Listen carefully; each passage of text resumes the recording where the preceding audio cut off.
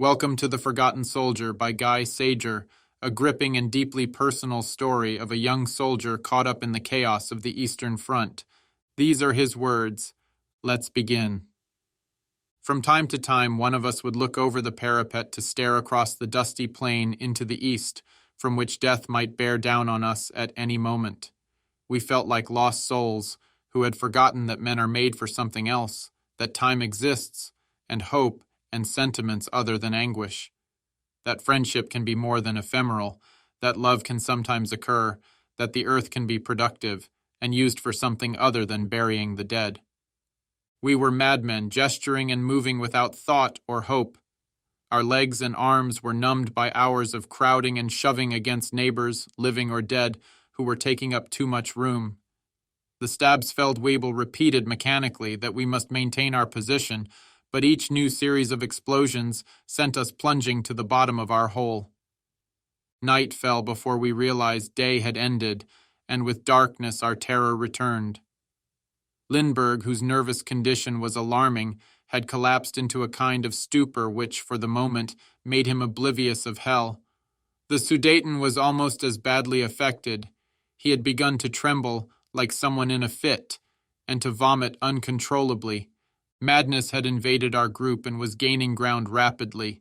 In a state of semi-delirium, I saw a giant, whom I had known in another time as Hals, leap to his machine gun and fire at the sky, which continued to pour down its rain of flame and metal. I also saw the Stabs, seized by a kind of dementia, beat the ground with his clenched fist, and then deliberately turn on the surviving grenadier and pound him. The grenadier, who had seemed to be functioning normally until that moment, simply stared at the Stabs like someone in a trance, and then burst into tears. I could hear the millions of echoes ringing through the ground with an almost infernal precision, and I felt that I was going to faint. I stood up, totally unaware of what I was doing, shouting curses and obscenities at the sky. I had reached the edge of the abyss like all my companions, and like them I was nearly finished. My rage burned like a straw fire, consuming my last reserves of strength. My head began to swim, and I fell forward against the edge of the trench, my mouth, which was wide open, filled with dirt. I began to vomit and knew I wouldn't be able to stop until I had emptied myself completely. I waded through my vomit with my trembling hands stretched out in front of me, reaching for the support of the crumbling parapet. A white flash, like an element of a nightmare, lit the darkness which had enveloped us and kept me from losing consciousness. I slowly raised my eyes above the level of the trench wall to follow the Russian flare as it fell to the ground. During those moments I felt strangely certain that I was at home, that none of my surroundings existed, and that the descending flare was really a falling star. I remained in my stupor for a long time while the explosions continued to compress my lungs. Some men stood in one position for hours, asleep on their feet with their eyes wide open.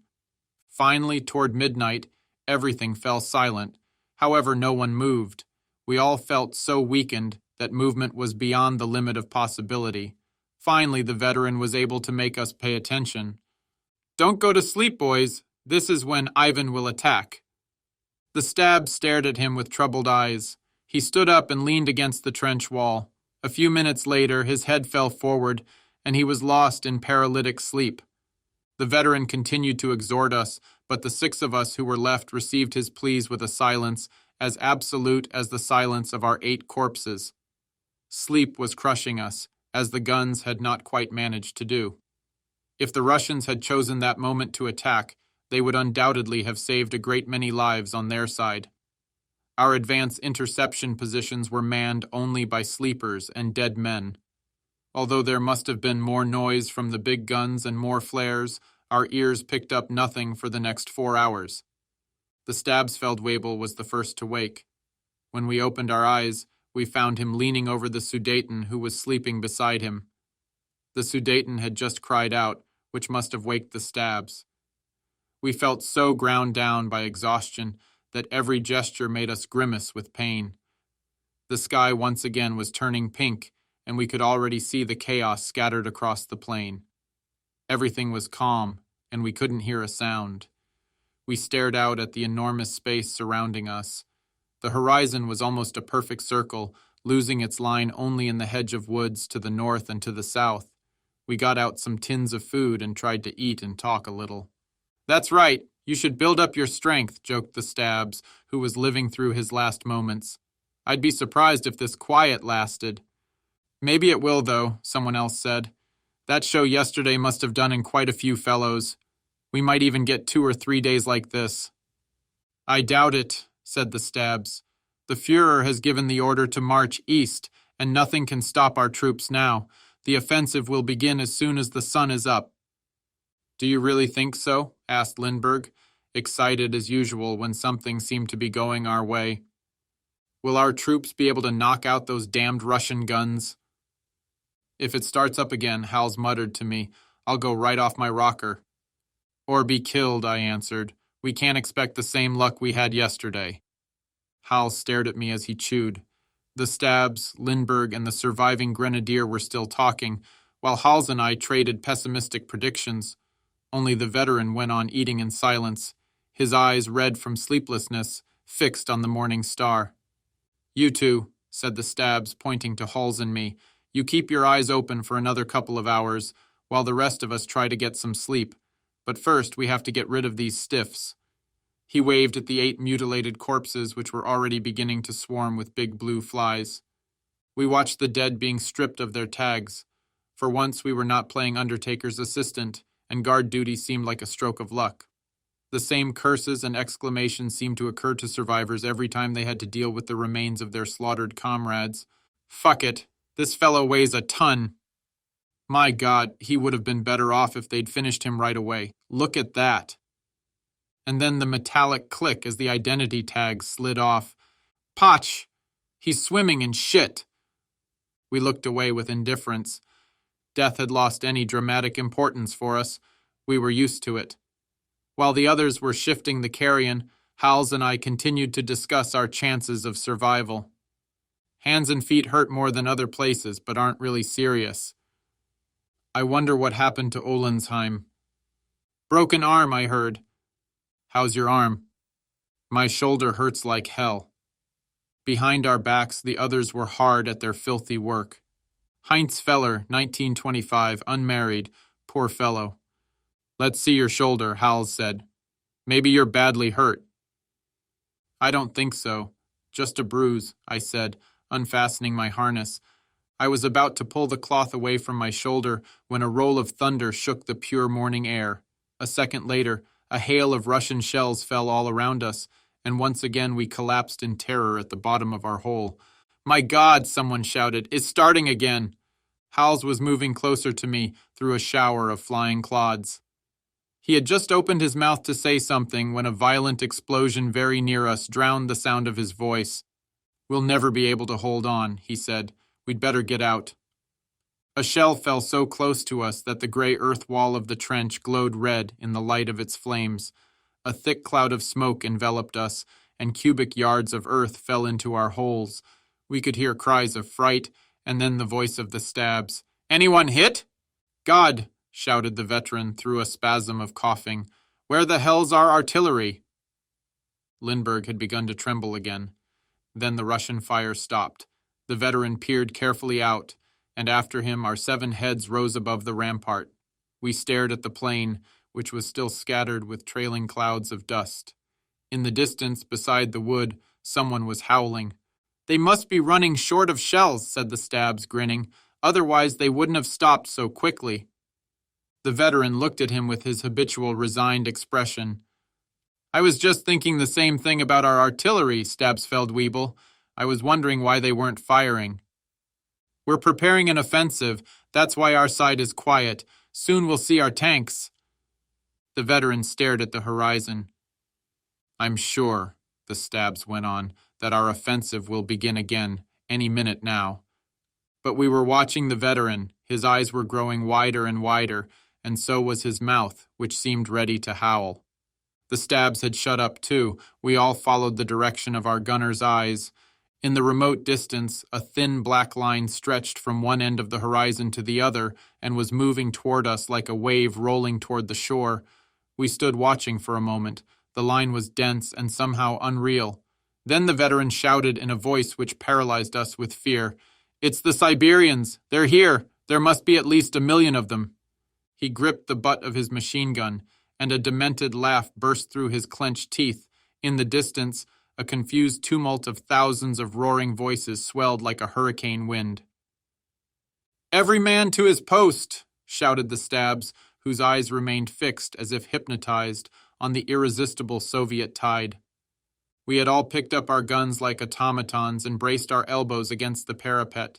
Hals was trembling like a leaf, and Lindbergh, his number 2 man, seemed unable to handle the belt of 7.7 millimeter rounds. "Get closer to me," Hals shouted. "Get closer or I'll kill you." Lindbergh's face was quivering as if he were about to burst into tears. The veteran wasn't shouting anymore. His gun was on the crook of his shoulder, his finger was on the trigger, and his teeth were clenched tightly enough to break. The Soviet war cry was growing continuously louder and more distinct. It was like a long shout, muffled by its great volume. We remained frozen by the danger, unable to judge its magnitude. Our stupor was too great. We were like paralyzed mice facing a snake. Then Lindbergh broke down. He began to cry and shout and left his post, throwing himself down on the trench floor.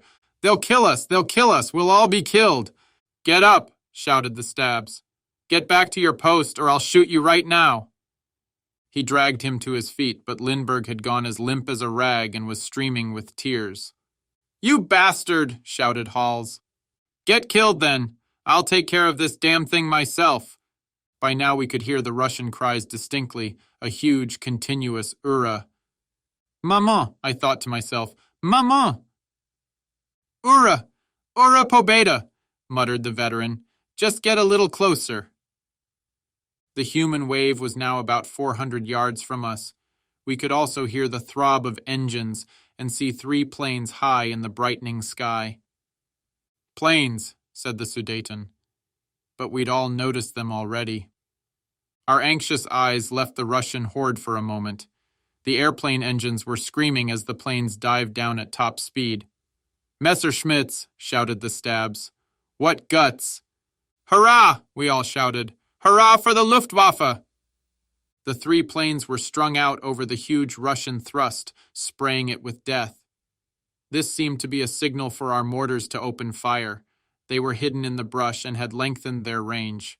The Spandaus, which had survived the bombardment, began to fire too, while the planes dived down, stimulating our troops to a feverish pitch of courage. I could feel the machine gun cartridges running through my hand at a dizzying speed. One clip was emptied, and we started another. Some of the big Wehrmacht guns had also opened fire, which must have had a lethal effect on the ranks of Bolsheviks, who were charging as in the days of Napoleon. However, the human tide continued to roll toward us, making our scalps crawl. Only the weight of our helmets kept our filthy hair from standing straight up on our heads. Although the idea of death itself no longer terrified us, my eyes remained fixed on the smoking metal of the machine gun in the steady hands of the veteran. The trembling belt of cartridges moved forward into the machine, shaken as if by a titanic frenzy. "Prepare the grenades!" shouted the Stabs, who was firing with his Luger braced on his left arm. "It's useless," shouted the veteran even louder. "We haven't got enough ammunition. We can't stop them. Order the retreat, Stabsfeldwebel, while there's still time." Our frantic eyes moved from the lips of one man to the other. The Russian war cry, "Ura pobeda!" roared closer and closer. The men were firing from their hips as they ran, and the air shook with the rushing flight of their bullets. "You're crazy," answered the Stabs. "No one can get away from here, and our boys should be coming any minute now, so keep firing for the love of God." But the veteran had already loaded his machine gun and picked up the last magazine. "You're the one who's crazy. Any minute now is too late, but you go ahead and die right here if that's what you want." "No, no," shouted the Stabs. The veteran had just jumped from the trench and was galloping toward the woods, bent over as far as he could and calling to us as he ran. We grabbed our guns in frantic haste. "Run!" shouted the Sudeten. We all followed him. For a moment we were almost mad with terror, racing toward the shattered trees with our lungs on fire, while Russian bullets whistled through the air all around us. There were still 7 of us, which seemed astonishing. The Stabs had finally followed everyone else, but was still protesting and shouting, Cowards! Shoot back! You'll all be killed! Put up a fight! But we continued to run for the trees. Halt! The stabs shouted. Halt, you cowards! We had just caught up with the veteran, who had stopped for a minute behind what was left of a tree. I was right beside him. You bastard! The stabs yelled. I'll report you for this. I know, the veteran said, gasping, almost laughing, but I'd take one of our firing squads over Ivan's bayonet any day. We began to run again, despite the exhaustion which prevented us from grasping the critical importance of every step. Thank God you were there, Hal said to the veteran, or we'd all be dead by now. Damn right. Now beat it. We began to run again, climbing a pockmarked hillside stripped of its brush. Aye, howled the veteran as Russian bullets struck the earth bank with hollow thuds. Hurry, stabs, quick, he shouted to our leader, who was still climbing the bank and would never complete his ascent. You'll see, we'll stop them when we get to our lines. The veteran had barely finished speaking when our non-com suddenly cried out and stood up, flapping his arms in an almost comical way. Then he ran back down the little hill and collapsed, with his face pressed into the ground. Damn stabs, said the veteran. I told him to hurry up. Stripped of a leader for the second time, our 8th group continued its flight through the brush, staggering under our load of weapons. Let's stop for a second, I said. I can't breathe. Hals had dropped to the ground and was trying to regain control of his breath. Behind us, we could hear guns popping and an occasional German projectile falling toward the east. As if that would stop Ivan, said the veteran. Hasn't anybody told them, for the love of God? Keep moving, boys. This is no time to take it easy. 3 other Lancer joined us. You really scared us, one of them said. We thought you were Bolsheviks. We came to a small clearing, which we could see at a glance was not a natural glade, but the site of one of our munitions dumps, which must have been hit the day before by a Russian shell. We found a few fragments of a pack, but everything else had been burned. A blackened corpse was still tangled in the branches of a fallen tree, some 4 yards above the ground. Suddenly, we were surrounded by a full company of soldiers, ready to attack. A tall lieutenant ran to meet us. Sergeant, he said, without wasting a moment. Killed, answered the veteran, pulling himself approximately to attention. Damn, said the officer. Where have you come from? What company do you belong to? 8th Group, 5th Company, Interception Group of the Gross Deutschland Division, Herr Leutnant. 21st Group, 3rd Company, added the 3 fellows who'd just joined us. We're the only survivors. The officer looked at us but said nothing. There was a continuous rumble of guns, and from time to time the shouts of the Siberians. Where's the enemy? Asked the lieutenant. In front of you, Herr Leutnant. Everywhere. They just poured onto the plain. There must be several 100,000 anyway. Keep going back. We're not part of the Gross Deutschland. Reattach when you run into one of your own regiments. We didn't wait for him to repeat himself, but plunged into the brush once again, while the officer turned back to his troops, shouting his orders. We passed many other groups ready for the slaughter, finally arriving at the hamlet where we had organized the defense post in the cellar a short time before. We stopped because a unit from our division had settled in there, but no one knew anything about the 5th Company. We were bombarded with questions, first by officers and then by anxious soldiers, but we were also allowed a few minutes' rest in the shadow of a ruined house, and were brought something to drink.